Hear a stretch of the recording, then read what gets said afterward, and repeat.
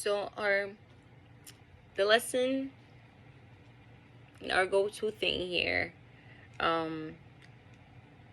is to make sure that whenever we are lonely, or whenever we are insecure, or we suffer from low self-esteem, fears, rebellion, things that are going on in our life right now that we don't fully understand, seek the kingdom of God.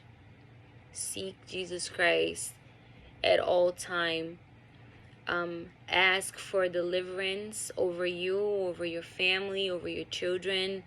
Fast for them. I have fasted for myself. I fasted for my friends without them knowing. I fasted for my children, my brother, my mom, my dad, without them knowing. My cousins, without them knowing. You don't have to tell anybody that you're fasting, but fast. But fast a true fast where you're giving in wholeheartedly to the Spirit, and you're asking God to just guide you, and stay away from anything that's witchcraft, that's new age. Stay away from these things that are opening up the demonic, and you are welcoming these things into your life not knowing what you're doing. If there's a financial hurdle, if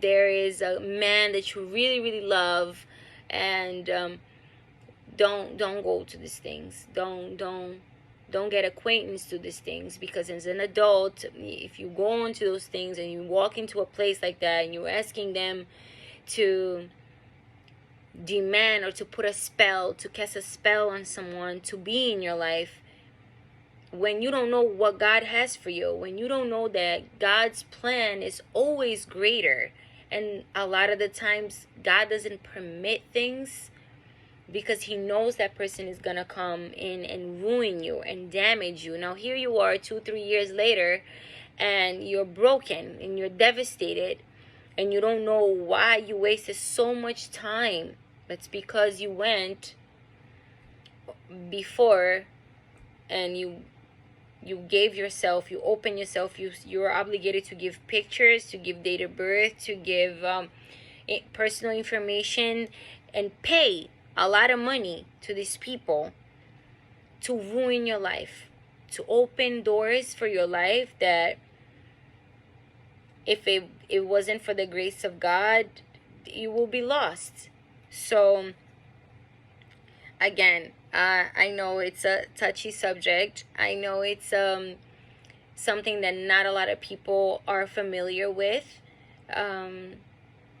but soul ties are very real. And the only way you're gonna set your boundaries is loving God above all things, being around people that are giving, that are forgiving, that want to change, that want to do better, that want to change their lifestyle. At some point you have to be like, I don't want to get drunk every weekend anymore, or I want to find my husband, or I don't want to get high anymore every weekend. I don't want to spend all this money on drugs anymore, because I want more for me, because I want more for my children, because I want more for my wife. And that's what we're lacking now. We're lacking men and women of God, myself included. So I know it's really tough. And the things of this world are so much fun to do. But is it worth it? Is it worth it not meeting the Creator? Or meeting the Creator and having him say, depart from me, because I've never known you. I think that's my greatest fear, is knowing that I'm walking in sin, and knowing that if I don't get my life together now and give it to Jesus Christ, I'm gonna burn in hell, and I'm gonna have my sins over my head, playing over and over again for the rest of my life, because this life is temporary. The kingdom of heaven is forever. Your life with God and with Jesus Christ is forever. So picture a forever with the Creator, with the person that gave you everything, that wants to give you everything. I think that's way, way worth it. Changing your ways, or trying to change your ways, to live that life.